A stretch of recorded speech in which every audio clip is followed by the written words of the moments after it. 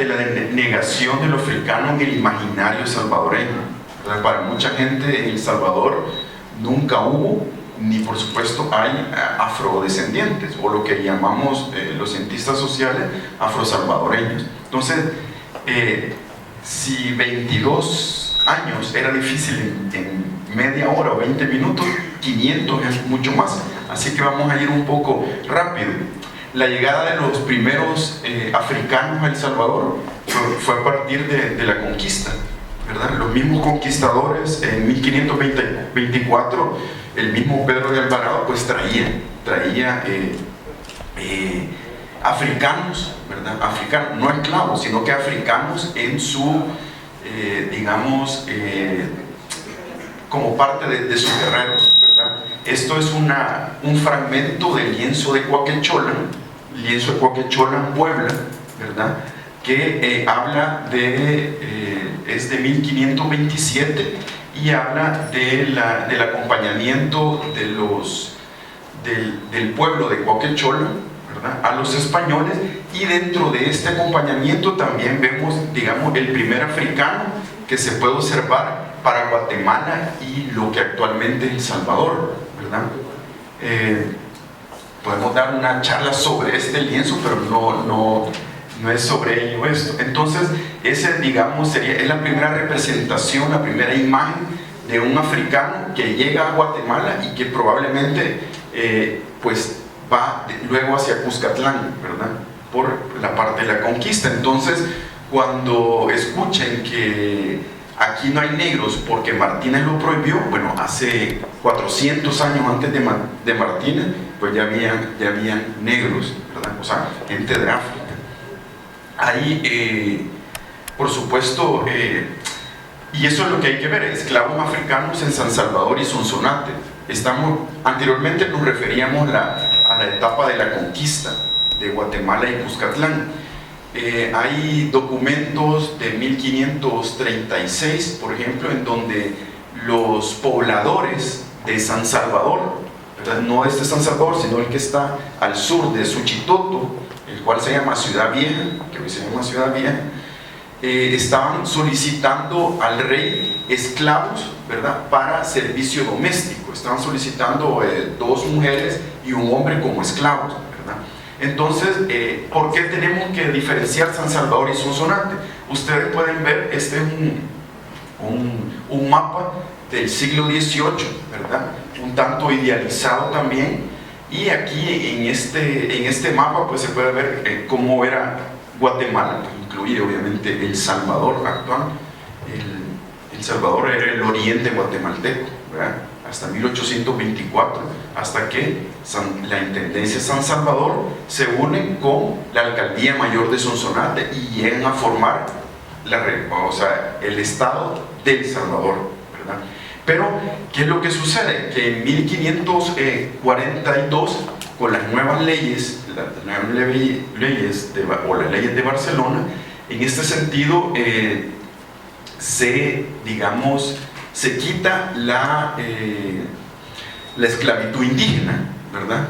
Acuérdense, por Fray Bartolomé de las Casas, con todas las denuncias que ya hace ante el rey de España, quitan esta esclavitud indígena, ¿verdad? Bueno, quitan la esclavitud indígena y solo dejan el trabajo, ¿verdad?, forzado, pero la esclavitud dice, bueno, y entonces ¿quién va a trabajar las tierras, ¿verdad?, que vamos a explotar en este sentido? Bueno, hay que traer un nuevo elemento, y allí es donde viene y se trae el nuevo elemento africano, ¿verdad? Los primeros africanos, como les digo, vienen en 1524 con la conquista, y luego se empiezan a traer esclavos que vienen al servicio doméstico, pero luego empieza a traerse esclavos para trabajar es que lo que pasa es que no podemos hablar del Salvador, porque ese El Salvador que hoy tenemos no existía, pero del lado de la minería de Honduras y el actual San Miguel. Entonces ahí empiezan a venir esclavos para utilizarlos en la minería, en la extracción de plata y oro, y luego se traen esclavos también para utilizarlos en la extracción del gran producto del reino de Guatemala, el que le va a dar mucho dinero, que es el añil, que es el colorante azul, ¿verdad? Que es lo que servía para teñir, ¿verdad? Ese era el gran producto del reino de Guatemala, y en donde se sembraba es en el actual El Salvador, obviamente también en Guatemala, pero es en tierra baja y húmeda, es donde se da. Entonces, en El Salvador hay una cantidad, ¿verdad? O sea, nosotros nos deberíamos de llamar el país azul o el añil o algo así, porque estamos hechos de eso. Nuestra sociedad está basada también y conformada desde lo colonial y luego en el añil, mucho más que el café, ¿verdad? Eso ya es una cuestión del Estado-nación, pero bueno. Entonces, cuando empezamos a ver, bueno, ¿por de dónde venían estos africanos? De muchos lugares de África. Uno se imagina los negros solo África, pero en África hay una gran cantidad de naciones, ¿verdad? Y una gran cantidad de etnias, y así venían a través de los puertos del Atlántico, ya sea de Portobelo, a través de Panamá y subiendo hacia Acajutla, digamos, o desde Veracruz o desde Puerto Cortés en Honduras. Entonces, en la época colonial es sumamente importante el elemento africano, ¿verdad? Este elemento africano que pues ha sido negado, y ahí es donde vamos a ver. Cuando uno estudia los censos coloniales, tanto los censos desde el Estado colonial como desde la iglesia, puede observar la gran cantidad de negros, ¿verdad? Y mulatos, ¿verdad? Que habían. De hecho, el San Salvador colonial de 1807, que es el último censo colonial de la administración política, pues la mayoría de las personas estaban categorizadas como mulatos. Obviamente ahí hay mestizos, ladinos, pero la gran mayoría eran mulatos. ¿De dónde? De las haciendas añileras y de eso. También en los datos eclesiásticos, ¿verdad? Que es una maravilla. Las fuentes de la iglesia son una maravilla, y en esas fuentes de la iglesia está documentado toda esta parte de los negros. Acuérdense que la esclavitud era una cuestión legal, ¿verdad? O sea, nosotros hoy en día lo vemos como algo terrible, ¿verdad? Pero en ese momento, no es que quiere decir que no era terrible en el pasado, pero una cuestión legal. O sea, cualquiera de ustedes, si tenía el dinero para comprar un esclavo, para mantenerlo y darle salud y esto y lo otro, podía tener un esclavo. No cualquiera podía tener un esclavo, porque era como le llamaban, una pieza de indias, ¿verdad? Era un bien, uno pagaba por ello, y los esclavos los tenía tanto el Estado como la iglesia, ¿verdad? Se vendían en la entrada de la catedral de Sevilla. Ahí estaba la venta de esclavos, ¿verdad? Y por ejemplo los sacerdotes de la iglesia también tenían esclavos, ¿verdad? A quien le interese, ahí está ¿cómo se llama? Se me va la idea ahorita, pero está lo que deja el cura Mateo Cornejo de San Vicente, ¿verdad? Y entre las cosas que deja el cura Mateo Cornejo, pues son varios esclavos, ¿verdad? Eso es para otra historia, pero era un cura que prácticamente era sumamente rico. Español y negra produce mulato, ¿verdad? Lo que pasa es que las categorías étnicas es súper delicado. ¿Por qué? Porque hemos visto en fuentes, por ejemplo, hemos estudiado el pueblo. ¿Alguien conoce San Alejo, La Unión? Por ejemplo, el pueblo de San Alejo, La Unión, en 1815, el sacerdote a los que estaba bautizando le estaba poniendo fulanito de tal, hijo legítimo o ilegítimo del mulato libre tal y tal, ¿verdad? Ese cura dejó de estar en esa iglesia, probablemente era una persona ya mayor, y viene un nuevo cura, y lo que hace es, al siguiente año, a todos los que podían haber sido mulatos libres les pone ladino. Entonces la categoría también se la van cambiando los otros, ¿verdad? Porque es una cuestión basada en dos miradas, ¿verdad? Desde la antropología, cómo te ven unos y cómo te ves vos. Es una cuestión bien difícil, ¿verdad? Sin embargo, hoy en día, por ejemplo, hemos estudiado, digamos, la presencia africana desde la antropología, desde la historia. Mea culpa, ahí soy arqueólogo, pero nunca se ha estudiado desde la arqueología, ¿verdad? Porque es mucho más difícil el detectar los materiales que son de los africanos, ¿verdad? Y muchas veces cuando hemos excavado en iglesias coloniales o en sitios coloniales, los arqueólogos, no, esto es de tradición indígena, esto es europeo, ¿verdad? Y lo que no sabemos qué es, misceláneo, ¿verdad? Probablemente eso misceláneo hay que volver a revisar si es africano, ¿verdad? ¿Pero por qué? Porque se nos enseñó, acuérdense, que aquí no hay negros, ¿verdad? Porque es una cuestión construida, ¿verdad? Y esa es parte de una construcción que, bueno, luego genera obviamente en un racismo y en muchas cosas que es la que nos compete ahorita hablar. Y bueno, las castas coloniales, como les decía, había mulatos, o sea, basta leer la visita pastoral más famosa del reino de Guatemala, que es Cortés y Larraz, y se dan cuenta la gran cantidad de mulatos que había en El Salvador actual, ¿verdad? Y también en Guatemala, porque en Guatemala dicen, no, sí, es que los negros están allá, los garífunos, pero no, ¿verdad? Están en el altiplano y están en el centro y en el occidente, ¿verdad? O sea, lo que está frontera con El Salvador, lo que llaman ladinos pardos también, en la fuente. Entonces, esto es una cuestión, es todo un universo, ¿verdad? Para 20 minutos, pero bueno, esto es parte de las castas coloniales. Luego vamos a lo que ya vamos llegando, ¿verdad? Ya vamos llegando. La negación y el proyecto liberal decimonónico. Cómo un negro o un africano, en este caso, llega a pasar a ser un mulato, o cómo pasa ese blanqueamiento, digamos, porque el blanqueamiento no solo es de piel, sino que es mental, cultural, o sea, no solo es biológico, sino que es cultural, ¿verdad? Entonces, una manera, por ejemplo, acuérdense que habían estos tres grandes grupos, o sea, los grupos indígenas, los españoles, los europeos, porque habían de otros también, y los africanos, que de los africanos había una gran cantidad de naciones de África, ¿verdad? Entonces, cuando vemos esta cuestión de, digamos que cuando uno lee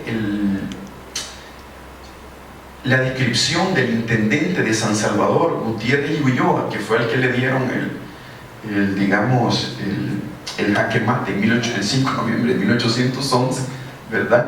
Él está hablando, la belleza se la da al mulato y no la indígena. O sea, estamos también hablando de las percepciones de la belleza. Entonces habla y dice, bueno, que el mulato es así, así, así, y no tanto lo indígena.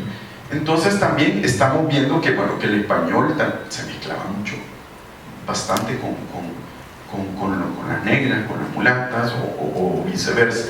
Fíjense que esta es una foto interesantísima, ¿verdad? Es de inicio del siglo XX, aparece en el libro azul, ¿verdad? De 1916, los famosos libros azules que había en Centroamérica. Pero para nosotros lo interesante es que se trata de una finca de café, están en un beneficio de café en la sierra de Usulután, de Tecapa a Usulután, y ustedes pueden ver ahí varios rostros, ¿verdad? Varios rostros, pueden ver rostros ahí africanos, o sea, rostros de negros, ¿verdad? La negación y el proyecto liberal decimonónico, obviamente con todas las ideas liberales que comienzan, digamos, a partir de, por lo menos en América, a finales del siglo XVIII, inicios del siglo XIX, empieza a darse una especie de blanqueamiento, pero no del todo los, digamos, los africanos empiezan a desaparecer dentro de la parte demográfica, porque es bien interesante, cuando uno ve los datos demográficos, por lo menos en mediados del siglo XIX, siguen apareciendo los africanos, siguen, que dice ahí que en Zacatecoluca hay Sambo y esto y lo otro. La gran negación en realidad es en la segunda época liberal, ¿verdad? A partir de 1871, ¿verdad? Con la llegada de los liberales, ahí sí hay un blanqueamiento total, ¿verdad? Blanqueamiento que tiene que ver con lo que la compañera luego también va a decir, porque no es solo lo indígena, lo negro, sino que también lo indígena. Entonces, ser indígena o ser negro o mulato es ser mal, ¿verdad? Es negativo, ¿verdad? Entonces, ¿qué es lo que tenéis que hacer? Bueno, tenéis que ser blanco, que tenéis que vestirte como blanco, pensar como blanco, dejar de hablar como indígena, porque eso, ¿verdad? Y entonces también empiezan los dichos racistas que en El Salvador, ¿verdad?, sobran, ¿verdad?, en cuanto a lo indígena, en cuanto a lo negro también. Hoy, me acuerdo, escuchaba por ahí, o sea, alguien dice, no, si aquí no somos racistas, pero sí, la verdad que en los discursos de en los mismos discursos de los cientistas sociales, ¿verdad?, yo le puedo, sin nombre obviamente, decirle, ¿cómo se llama?, de algunos cientistas sociales que dicen, no, eso de los negros es mentira, eso es algo es algo nuevo, que eso es mentira, no es malo. Pero la verdad es que las fuentes, ¿cómo se llaman?, nos dicen que sí, ¿verdad? Por supuesto, desde la antropología hay danzas que tienen que ver con los negros, hay santos, que es lo que hablaba con el compañero, el gran santo negro colonial de ese San Salvador y Sonsonate es San Benito de Palermo, ¿verdad? Y el otro, y obviamente luego San Martín de Porres, ¿verdad? Y eran importantísimos ¿cómo se llama?, las cofradías de San Benito de Palermo y de San Martín Porres eran una de las más ricas, o sea, tenían muchísimo dinero y eran importantísimas, ¿verdad? De hecho, ¿alguien conoce aquí la finca Palermo? ¿Alguien conoce la finca Palermo? Pero conoce... no, conocen y la Feria Rosa, ¿conocen? Sí. Allí es la finca Palermo, entre la Feria, o sea, aquí enfrente, entre la Feria Rosa y esta iglesia militar, hay el antiguo casco de la finca Palermo, ¿verdad? Y aquí de este lado ¿cómo se llama aquí la colonia? San Benito. Esta era una sola finca antes, cuando la carretera para Santa Tecla pasa, dividen en dos fincas, la Palermo y la San Benito, ¿verdad? La vocación de San Benito de la capilla debería ser de San Benito de Palermo y no de Abad, pero bueno, eso es para otro cuento. Pero lo que les quiero decir es que lo negro está entre nosotros y no lo podemos quitar. O sea, obviamente hoy en día la iglesia más importante es catedral, pero antes donde está el Rosario, que ahí estaba la parroquia de San Salvador, ¿verdad? ¿Quién es uno de los santos que tienen ahí? San Martín de Porres. El edificio de la esquina, el edificio de San Martín de Porres. O sea, la parte mulata era importantísima, ¿verdad? Y obviamente los mulatos fueron ascendiendo en categoría social, si le quiere llamar, ¿verdad? Y eso va trayendo, pero obviamente hay una negación cuando empieza el proyecto liberal decimonónico, y no se diga en el siglo XX, ¿verdad? En el último censo el de 1931, gracias, ya voy a terminar, el último censo es el del 31, es el que documenta todavía negros en El Salvador, pero los documenta que son negros extranjeros, ¿verdad? No son negros salvadoreños, sino como extranjeros, ¿verdad? Como decía mi abuela, sí, yo me acuerdo de Mr. Walker, decían que era un negro estadounidense, ¿verdad? O cuando ven ahora a una persona afro-salvadoreña que no encaja en lo que uno tiene la idea de salvadoreño, le dice, y vos sos de Colombia, vos sos de Nicaragua, vos sos o sea, no salvadoreño, por ese imaginar, porque es una construcción, ¿verdad?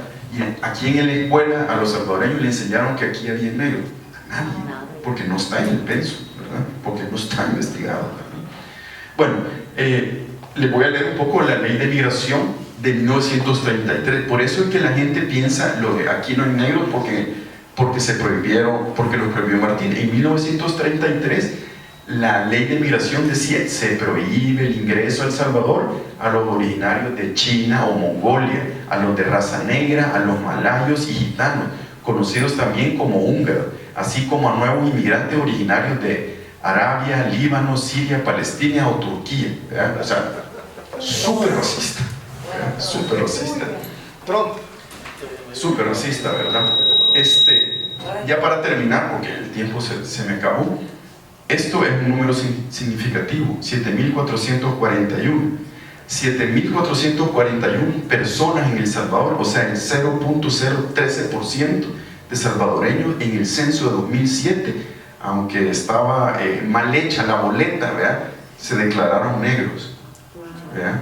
Y negros de raza, porque así estaba la boleta, decía, ¿es usted negro de raza? Y 7.441 salvadoreños dijeron que sí, ¿verdad? Luego lo indígena es otra cosa que lo va a hablar la compañera, pero estos solo son los que se declararon, ¿verdad? Obviamente si tenemos un mejor instrumento para censar, que ya deberíamos de haber censado porque cada 5 años, ¿verdad? Podría haber más. Hay gente que se autodetermina como afro-salvadoreño, pero eso es paso a paso.